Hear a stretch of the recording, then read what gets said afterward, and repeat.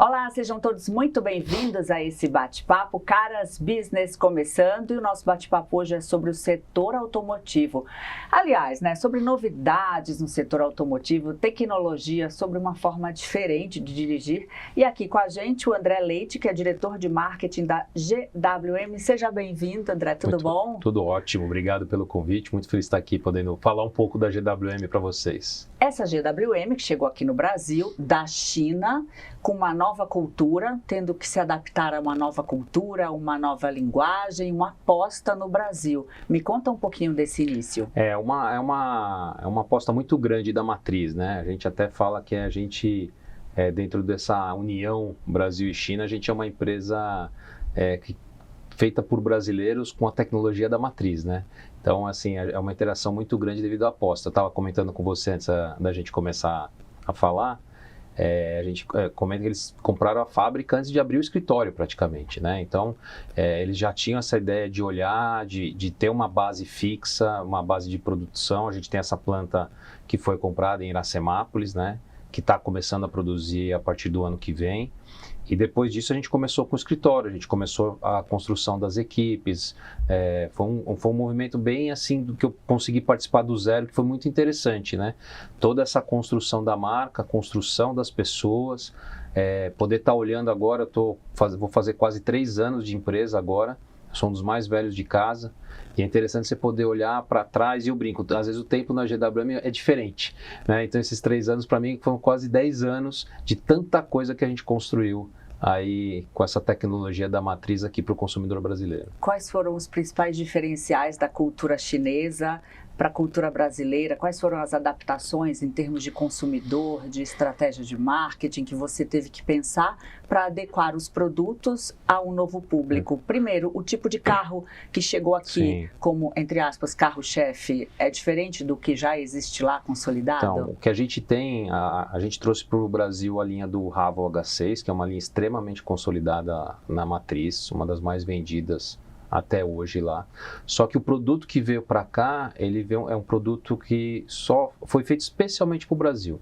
Então, quando você pega toda a parte dos carros plug-in híbrido que a gente tem, com tração all-wheel drive, que a gente costuma fazer, aquela tração nas 4 rodas, é uma configuração que foi feita desenvolvimento para cá exclusivamente. Então, já começou esse entendimento da matriz que não dá para ter o mesmo produto nos lugares que ela já atuava de exportação em mercados externos da China, né, aqui no Brasil. Então foi feita essa configuração.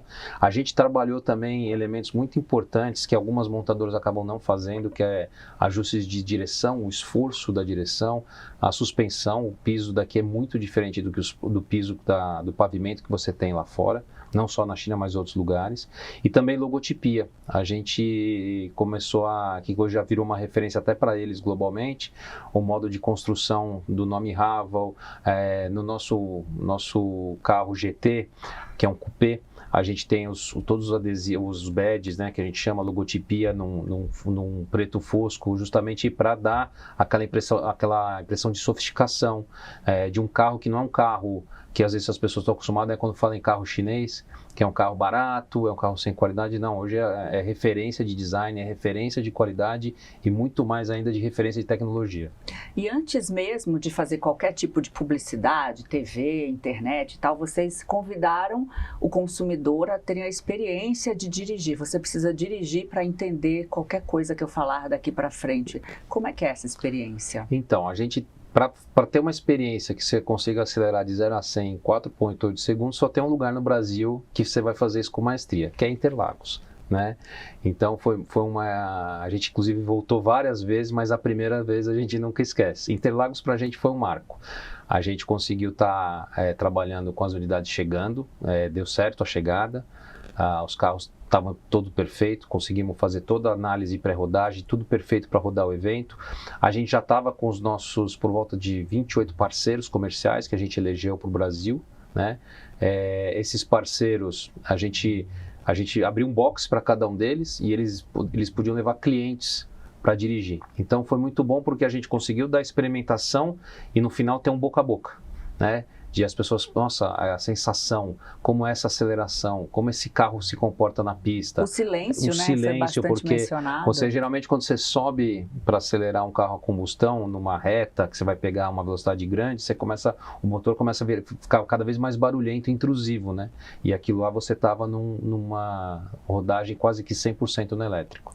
E como foi a tua trajetória? Eu queria que você falasse um pouquinho que você estava há muitos anos na Ford, já consolidado, e de repente, como é que foi abraçar esse desafio de uma nova marca, uma marca chinesa, chegando aqui no Brasil, com uma tecnologia, com inovação, com uma situação mais moderna, que o público brasileiro não está muito acostumado? Não. Que desafio! Tinha a questão de, até hoje a gente passa um pouco disso, que é a questão de ensinar a tecnologia, porque as pessoas acham que o carro dá choque, né, que o carro se molhar vai estragar porque dá uma descarga elétrica.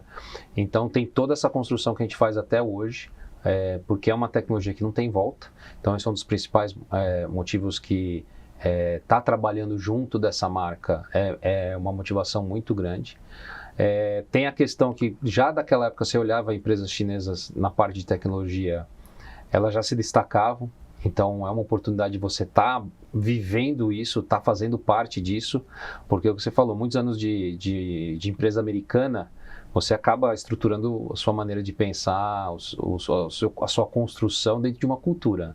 Quando você vai para uma empresa que está começando, né, como eu te falei, o escritório não tinha ninguém. Escritório, às vezes o ar-condicionado não estava funcionando, então assim, você estava lá construindo com um time chinês, um time brasileiro pequeno, estava falando por volta de 15 pessoas, então tudo isso você, com essa proximidade e esse contato com a cultura, foi um movimento muito interessante de mudança, que hoje você olha, que eu te falei dos 3 anos, é uma coisa muito positiva, essa mudança que eu consegui fazer. Teve algum momento mais marcante que você queira contar pra gente? Eu acho que o marcante mesmo foi a gente ter feito um evento no Rio de Janeiro da marca, foi antes de Interlagos, inclusive.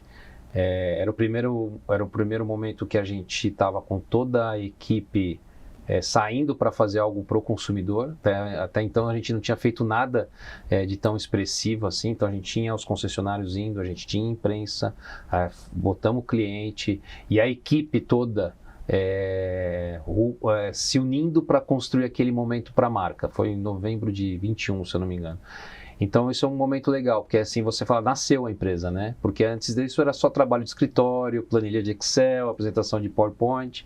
Ali você realmente começou a entregar a GWM para o Brasil. Tirou 300 quilos das costas, falou, tá aqui, tá entregue. Exatamente, entregamos. No finalzinho, né? Porque durante o evento a gente não conta tudo que deu certo e um pouquinho de errado, né? E qual é o público de vocês, ou qual é o tipo de consumidor que procura o carro de vocês? Então, a gente tem alguns consumidores que a gente acaba colocando, né? Então a gente tem, em especial com a linha do Ravo, a gente pega aquele consumidor tradicional de SUV, que pode desmembrar em famílias que estão começando, famílias já estabelecidas, você tem pessoas que, no caso, estão numa certa idade, a gente fala de 50 anos, que querem voltar a ter 30 anos, que é a sensação que o carro na aceleração provoca.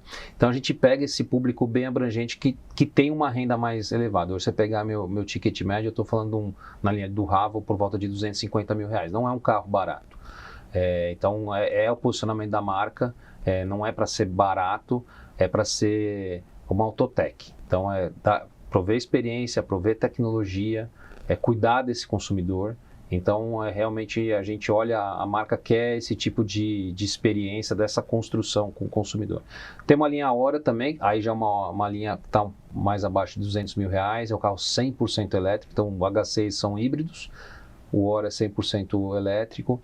E a gente fala muito e funcionou, até hoje funciona, você tem como segundo carro de quem comprou um Ravo, ter um 100% elétrico e um carro que seja o segundo carro da casa.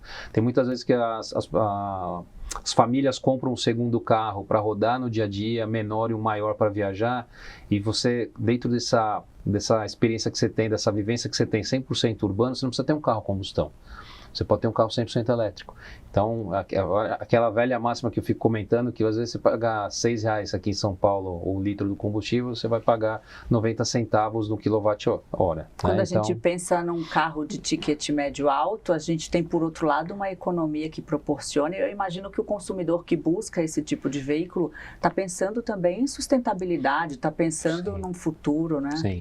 Cada vez mais você pega as novas gerações, e aí eu me ponho nisso também, que eu tive um pouco dessa vivência de sustentabilidade, mas você pega os meus filhos, a construção é muito maior. Então, você hoje na compra de um produto, você está olhando isso. O brasileiro ainda olha muito para a questão do bolso, não vamos mentir aqui para o pessoal, tá? Mas essa parte de sustentabilidade cada vez mais está entrando. Então, quando você pega esses carros que são eletrificados, né? Por exemplo, você pega um dos produtos nossos, que é o PHEV 34, né? Que é um plug-in, híbrido plug-in com uma bateria de 34. Nós estamos falando que você vai rodar até 170 km na cidade, né? Então, quando você está 170 km só no modo elétrico, sem gastar uma gota de combustível, é muito impactante no dia a dia do consumidor. E aí você consegue, as crianças falam isso, comentam com os pais, olha, não tem barulho, está rodando a eletricidade. Então você começa a construir cada vez mais essa percepção de eficiência no seu bolso e de estar ajudando o meio ambiente. E existe, André, algum temor em relação ao carro elétrico? Não sei, a pessoa que é um pouco mais velha, que fala assim, se der uma pane que eu não vou saber mexer, talvez uma pessoa mais jovem, com algum conhecimento em tecnologia, possa saber fazer isso, eu não vou saber. O que faz para afastar esse temor? Uma empresa que não é daqui, que fala, se faltar uma peça, o que eu vou fazer? Qual a resposta para esse temor? O ponto, assim, tem um lado do uso, né? Então, o primeiro ponto os carros são extremamente testados, eles são vendidos em muitos lugares. O Hora mesmo, que é 100% elétrico, a gente vende na Europa. A gente fala, é um carro que inclusive em crash test, ele é 5 estrelas no Euro NCAP, que é o sistema de crash test da Europa. Então, você tem essa questão da tecnologia, ela não é uma tecnologia que você está se aventurando e vai ter as coisas descobrindo do nada. Obviamente, problemas todas as montadoras têm. Não é porque é questão de elétrico ou de combustão. O problema é como você lida com esses problemas. Então, a gente antes mesmo de trazer carro, tinha mais container de peça já aqui no país do que carro. Então, essas são as coisas que a gente... E às vezes o pessoal vai olhar e falar assim, André, você está falando isso porque você é mãe falando de filho. Eu convido vocês a olharem as redes sociais nossas e terem os comentários dos clientes em relação à assistência que a gente dá. Vocês vão encontrar problema, né? Você vai encontrar as pessoas satisfeitas porque receberam um retorno e a companhia está preocupada em resolver esse problema, e tem gente que falou que o problema foi muito rápido. Então, essa é a construção que a gente tem que estar próximo do consumidor. Mas é isso, o problema todos têm, né? Agora, a questão é que existe talvez um pré-conceito, um conceito pré-concebido de que, nossa, vai demorar a resolver, nossa, não vai dar certo, e você já está esclarecendo aqui. Não, inclusive, para itens que a gente não estava acostumado a ter problema, a gente fez muito frete aéreo. Então, é uma coisa que está muito claro na matriz também, que o consumidor, a gente não pode perder essa onda. Teve muitas outras marcas, não só chinesas, mas até algumas já estabelecidas, com produtos novos, que tiveram muito problema de abastecimento. E o time tem musculatura suficiente para saber que é um ponto que não dá para evitar, porque uma marca ainda que está começando, você perde muito rápido tração. A gente precisa muito do boca a boca, das pessoas experimentando, comentando na praia, no final de semana nos clubes, e o comentário tem que ser positivo. E como é que é essa estratégia de publicidade? Você acabou de falar de redes sociais, por exemplo, que eu acredito que seja um foco importante. Sim, é importante. A gente... além do boca a boca também, da experiência. A gente tem um lado, eu acredito muito no papel dos meios, né? Então, assim, para cada momento que o produto está passando... não é só um meio, é só um canal que você vai estar fazendo a publicidade. Obviamente, quando uma marca está chegando, a gente tem que construir através de mídia de massa, né? Por mais que o preço seja mais alto, mas você precisa falar, cheguei, né? Então você vai usar uma TV aberta para isso, e você faz associações com influenciadores de alcance grande, né? Então a gente trabalha hoje com a Loki, que é o influenciador da marca, né? Então dá muita credibilidade de estar junto com a gente e ter essa construção.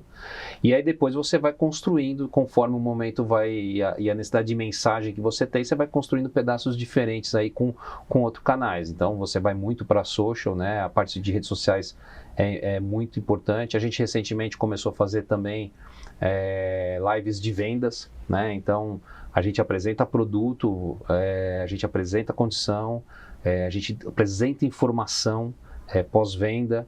Então é muito importante você estar conseguindo falar cada vez mais, às vezes sobre, mesmo sendo repetitivo, com o consumidor para entender. E aí quando você menciona o Alok, nossa, eu já vejo um casamento perfeito de interação de uma personalidade da mídia com a marca, né? Uma personalidade mundial que traduz esses valores que você está falando aqui pra gente. E tem a questão de um lado de um território muito importante de música, né? Que você conecta com várias idades, né? Então você tem gente que ouve o Alok, que o filho também ouve. Então essa questão de estar junto, você consegue tornar essa marca GWM nova como uma coisa mais familiar. As pessoas começam a entender e gostar mais.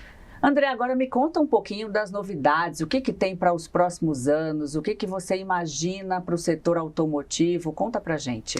Legal, pra gente, nós estamos muito felizes com esse ano, porque nós temos bastante lançamento. Nós estamos agora já começamos toda a parte do aquecimento da nossa linha Tank, né, que é um SUV premium, um SUV off-road de luxo.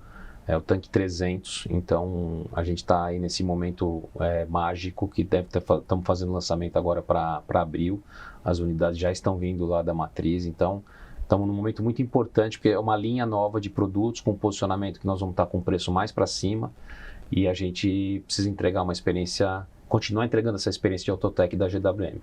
E vamos para o final do ano com a fábrica, né? O H6 começa a ser produzido lá. E aí eu vou esperar você me convidar. Já está convidado, já está convidado para voltar. Eu falo das surpresas de 26 e talvez mais alguma coisa em 25. E falando em plano de longo prazo, eu quero saber da tua carreira hoje tão consolidada, como é que teve início, como é que você chegou onde você chegou hoje? Então, eu tive a sorte de ter entrado numa montadora que me deu bastante experiência, que foi a Ford, que você comentou. Eu entrei originalmente em finanças, né? Então, eu percorri várias cadeiras ali, disciplinas de finanças, e o que me ajudou muito na questão de construção de raciocínio. Tem uma parte de marketing que ninguém olha, que é muito importante na indústria, que é precificação, posicionamento. E que você tiraria de letra, Isso me ajudou muito na parte de marketing, quando eu mudei para marketing. Então, foi essa construção de você estar passando em diversas cadeiras, né? Tanto em finanças, depois quando eu mudei para marketing. A gente fala, tem varejo, tem a parte de brand manager, né? Então passei por várias linhas de produto, passei por também estruturas regionais, estruturas só Brasil. Então essa dança das cadeiras ajudou bastante para poder aguentar e entender a questão do que é uma montadora começando do zero, chegando, o que é uma cultura chinesa, como você tem que às vezes não responder de primeira, procurar fazer mais perguntas, entender o que realmente ele quer saber. Às vezes o que você entendeu de primeira não é o que ele quer saber. Então é uma construção assim que ajudou a ter essa bagagem para poder estar formulando uma estratégia mais bem definida para a marca. Além de diferenças na língua, basicamente, vocês tiveram também a diferença cultural. E o que eu estou entendendo que você está me falando é que ter apostado num caminho não tão óbvio para quem faz marketing, publicidade, para quem está nesse caminho, foi a tua melhor estratégia, porque você conseguiu diversificar a tua área de atuação e chegar com esse diferencial, por exemplo, precificação. É essa a dica? Essa é uma das dicas. Às vezes você pega muito aquela... E isso tenho falado em alguns lugares também. Às vezes você e não é para tirar, não é para esquecer, mas você ter a construção vamos dizer, standard, né, de marketing em relação às subdisciplinas, ou como você deve atuar, a questão de rede social.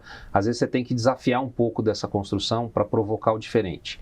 Então, deixar de seguir essa roteirização, e isso a cultura chinesa tem muita mudança, tem muita desafio.